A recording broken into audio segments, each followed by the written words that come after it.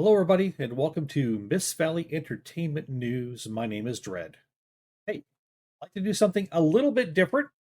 Can I do something a little bit different on a channel that's still in its first week?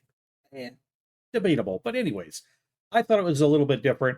I want to take a look at Starfield through the eyes of Asmongold. Now, you may be aware of Asmongold. If not, you may have lived under a rock and never been on the internet. Even I'm aware of Asmongold, and I'm pretty unaware of a lot of things. So, by the way, I'm sorry for being annoying. It will happen again. So let's take a look at two short videos from Asmongold and to kind of talk about what he says about Starfield. And let's actually look at his first impressions of Starfield. This is from the YouTube channel Asmongold Clips. Take a look at what he's got to say here. So let's talk about it. First impressions of the game. I have enjoyed the game. This has been it's been fine. All right, that's a great start. How does Asmongold feel about Starfield? I've enjoyed the game. And then he kind of gives it a little bit of a backhanded compliment. It's been fine. There's a big difference between it was awesome, it was great, it was everything I expected, it was super, it was worth the wait, this is the game of the year, to it was fine. It was enjoyable and it was fine. Now, let me stop right here. Who am I? My name is Dread. I run Miss Valley Gaming. I run Miss Valley Skyrim. And now I run Miss Valley Entertainment News. I've also got Miss Valley Discord. I've got a Twitch channel, but I mainly do YouTube stuff now. So my experience with Bethesda is mainly Skyrim. Okay, I've played a little tiny bit of Morrowind. I've never played Oblivion, although I do own it. Just never installed it and played it yet. But I play Skyrim extensively. I've got many hundreds, maybe thousands of hours in Skyrim. I don't even know. Okay. I own two of the Fallout games that I bought cheap when they were on sale. Never installed them, never played them. They don't really appeal to me. It's just not my type of game for looking at it. I don't play a lot of shooter games. I did play The Outer Worlds, which is a shooter game, but it's also like a sci-fi adventure, lighthearted more than anything else. So I got around it. I played a lot of Scum up until just a few months ago. And Scum is a multiplayer shooter game, and I enjoyed the survival aspects of it a lot more than the shooting, and I eventually let it go. I'm not a big shooter, so when it comes to a game that appeals to people who like Fallout, I totally get it. I see the similarities between Fallout and Starfield from what I've seen of Starfield. No, I don't own it. No, I haven't played it. Okay, Starfield, haven't. Seen a lot of Fallout, never played it. But I can compare the two and say there's a comparison to be made between the two. They're both in space. They're both shooting. I get it. There's more to it than just shooting. There's exploring. There's probably building. There's all kinds of other things. But for me, a lot of times sci-fi games don't really appeal to me. Occasionally, there'll be one that does. Star Wars: The Old Republic is a game that I love to play. It's very adventure based though. But anyways, to get back to my point, I don't know what my point was, but I want you to know that my feelings on Starfield are meh. If you like it, awesome. I understand there's going to be a lot of people who like it. My personal feeling is there's a large hype train behind it. People have been waiting for it for a long time. People have been hyping it up for a long time. It's exciting because it's Bethesda, and Bethesda is known for doing some amazing games. Let's be honest, though, about Bethesda. You have to be honest about Bethesda, especially if you're a Skyrim player. Bethesda puts out some of the best games out there in a really shoddy manner a lot of the times. Shoddy. Full of bugs, full of holes, doesn't want to fix it, lets modders fix it. Doesn't want to touch it. Wants to resell it to you a bunch of times, but doesn't want to actually fix any of the problems. The creation engine that they use for Skyrim and probably a few of the Fallout games and other things, not the best engine out there. It's never been the best engine. Now they've got Creation Engine 2. They've upgraded the Creation Engine, and that's what they've used to make Starfield. I'm going to tell you, it's not Unreal 5, okay? There's other engines out there that do a lot better than Creation Engine 2. Unless I'm missing the mark on this, I think Creation Engine 2 is going to be like the original Creation Engine. It's going to have a lot of issues, a lot of things it can't do. It was specifically made, to do Starfield and eventually the next Skyrim, the next Elder Scrolls title, and probably some Fallout games down the road as well. But nevertheless, they consistently, as a studio, Bethesda, run into things that their engines can't do, and they can't solve. So let's be honest about Bethesda. As great a company as they are, and as great as some of the games they put out are, buyer beware. Because if there's bugs, they're probably not fixing it. And if there's issues, well, you may not notice them right away, especially in your hype over the game and your excitement as you're playing it. But you will notice some, guarantee it. So, fine. The game was fine, according to Asmongold. Let's listen to a little bit more. Like, is it really a good game? Like, I don't know. Maybe. It depends on how you feel about it, right? Is it a good game? Maybe. I don't know. Maybe. It depends how you feel about it. In other words, if you're caught up in the hype, you're going to love the game. You're going to be caught up in the emotion, so you're going to love it. That to you is going to make it a good game. Asmongold is a pretty knowledgeable person. He's very entertaining, but he's also very knowledgeable. Underrated in that some people just think he's just there to be a goofball and to entertain. He's really not. He knows his shit. And he knows business too. And he certainly knows gaming. When he's not able to tell you if the game's good or not, it means he's sitting back and he's observing as he's playing, and he's like, is this the hallmark, the benchmark of something that's a great game? He's not finding it so far. He's finding it's fine. I don't know. Like, I've had fun playing so far, and at the end of the day, that's kind of what matters. And he's right. I've had fun playing so far. At the end of the day, that's what matters. He's absolutely correct. That is what matters. Absolutely. 100%. But you're right, when judging if a game is great, we oftentimes go by numbers. Well, how much did it sell? Right? And that's marketing. That's marketing. That's nothing actually to do with the game necessarily. I like randomly running around, finding groups of people, killing them, taking everything they own, stealing the clothes off their back, pillaging their houses, and then leaving to another planet to do it all over again. Now, you could say he's being silly. I think he is being a little bit silly. He's poking the bear a little bit, I think, to get some reactions. But I also think that's legitimately what he's enjoyed the most out of the game so far. Jumping from planet to planet, killing and robbing, jumping to the next planet and do it again. I'm going to tell you what, unless you're some kind of weird sadist, that's probably going to get old fairly quick. You're going to get 10, 20, 30 hours of doing that. You're going to be like, I want to do something else. I mean, there's more to do in the game, but that's what he's enjoying so far. That's nice. Feels good. The AI in the game is just A. The AI is just A. And we're going to go over another video of his, and we can do that right now and give you a look here. Starfield, it just doesn't work. From Asmongold clips. Take a look at this. Take a look at this video.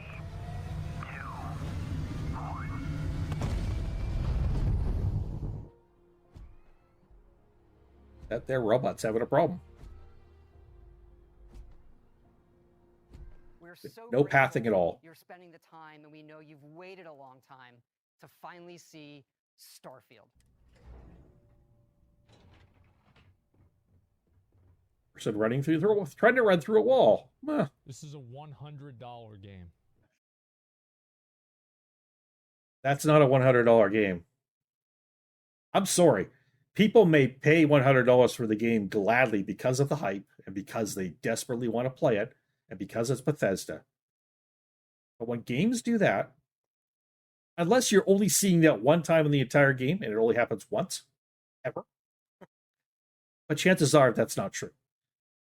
Let me just be clear on this. That's not a $100 game. Not unless they're immediately patching and fixing all of that immediately. And this is Todd Howard. This is Bethesda. They don't bug fix. First, the companions are awesome. Our team's done a really, really great job with them, and there's a lot of great depth there with the main companions. Nice.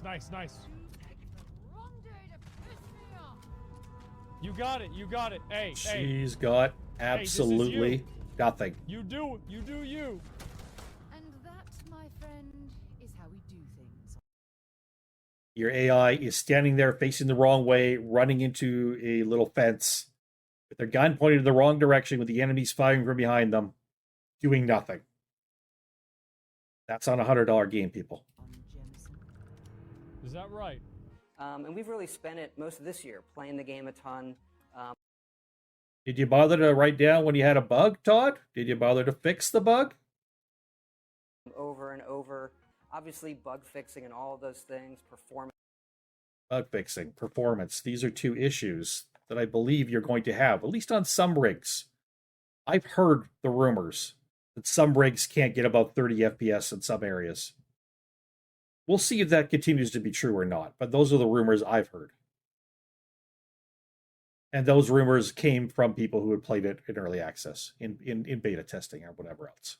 And really getting it where we're really, really sure and solid on what we're putting out there for everybody. Are you? There's got to be something over here, right? Bro, Earth fell off. Empty worlds. And game crashes. And what we're able to do in the game and have all... That's not performance when your game crashes as you're running around an empty planet. An empty planet and your game crashes? What is that, Bethesda? What is that?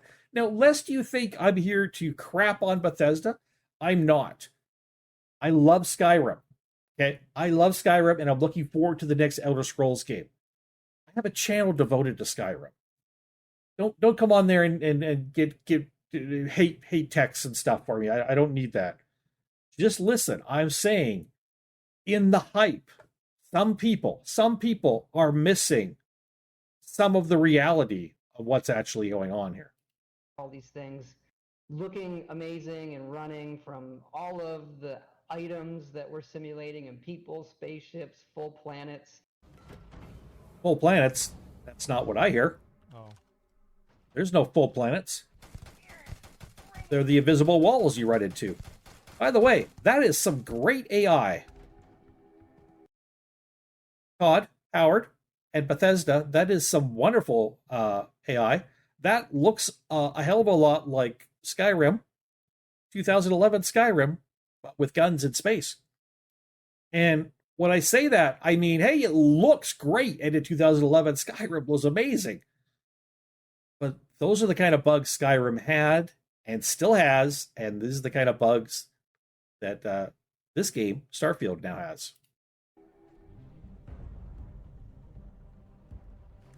Oh, this guy's stuck.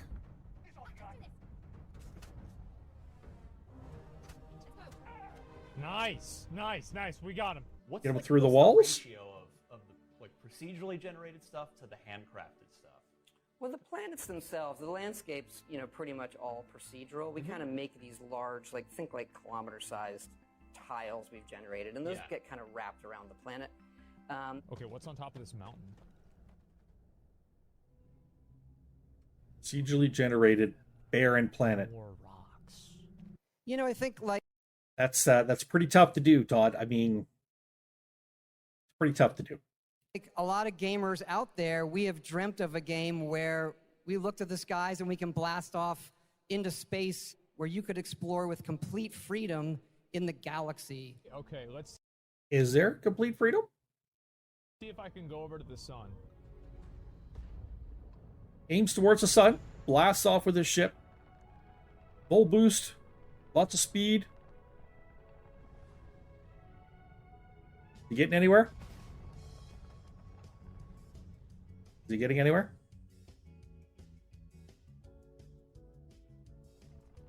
Is he getting anywhere?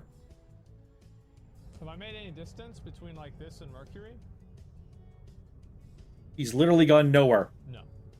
Okay. I can't He's literally gone nowhere. do it. Is it reasonable to suggest that if Starfield is as awesome and successful as we all hope it is, that as gamers, you have always kept... Is this going to get depressing? No, I hope not. Okay. Go back to this. Storyline, I literally do not give a fuck. It's an obvious plot device. It was dumb. Like, I don't care about it. Asmongold has been playing this game and doesn't care about the main storyline at all. He finds it very obvious, very dumb, and he doesn't care. Now, some people are going to love it. That's fine. But I'm talking about Asmongold's reaction to this game. And you could call him a professional reviewer. He is a professional gamer. He makes his living from games. He's not out there to insult games. He's just out there to tell the truth. If he was nasty about it, then he'd be getting himself into trouble in hot water and could lose sponsorships or anything else he gets. He's just telling the truth as he sees it. Just take me to the next area, you know, allow me to continue the grand adventure. Like, it's so fucking boring. It's not that it's boring, I just don't care. I'm very positive so far. So, what is the difference between something being boring and something that just doesn't catch your attention? You don't have any emotional attachment to it, I guess that's what he's saying. And I don't think Asmongold has any emotional attachment to Starfield. He maybe didn't get caught up in the hype quite as much as other people did, and he's looking at it kind of rationally. About my first impressions, I did almost none of the main story. To be honest with you, I think that in most games, the story is like, it's like if all you want to do is like fuck a girl, but you have to take her out to dinner and you have to listen to her talk about like what she named her first 3 dogs. That's the way that I feel about the story in a lot. Okay, that's a crude example, but he's giving an example of how he feels about the story in the game. Doesn't care. He just wants to get to the other parts that he does care about. Looting and killing. A lot of these games. Like, I will listen, I will pretend to be interested, and that's it. I will maintain an open mind as much as I possibly can. And look at her ass. Try to be positive. What are the negatives? The AI kind of sucks. Honestly, I don't... The AI kind of sucks. Doesn't this sound like Skyrim before modders got a hold of it? Modders doing the job that Bethesda would not do? I don't like controlling the spaceship. I feel like it's like controlling a boat. Doesn't think the spaceships fly very well, and he doesn't enjoy the flight. Wait for mods to improve the game. I don't care about mods. I don't care about any of that stuff. Are you having fun? Are you having fun? He has to think about this. It's not an easy answer. I had fun playing the game today. I had fun playing the game today. That means he's questioning whether or not he's going to have fun the next day if he plays it. He's not sure.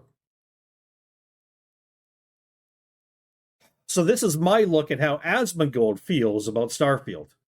And I've given a little bit of my background with Bethesda and my thoughts on Starfield. My thoughts are this. I'm not interested in playing the game. I am interested in seeing others play it and hearing their reviews and their reactions to it. Asmongold is one of the first ones that popped up, so I checked it out. For myself, I think it's a $20 game for me. If I can find this game at $20, I'll buy it. I may not install it and play it right away. Not high on my list of things to do. But if I get it at that price, I think it's worth it. But I think I will put 10 to 12 hours into this game whenever I do get it, and then I'll be ready to go do something else. It doesn't look like my kind of game, and I have zero faith in Bethesda to actually have a bug-free game or to be able to bug fix the bugs that are in it and I have zero faith in the Creation Engine 2 that they've created out of the wreck of Creation Engine 1. And I think you're getting Skyrim all over again. And that's great, and that's terrible at the same time.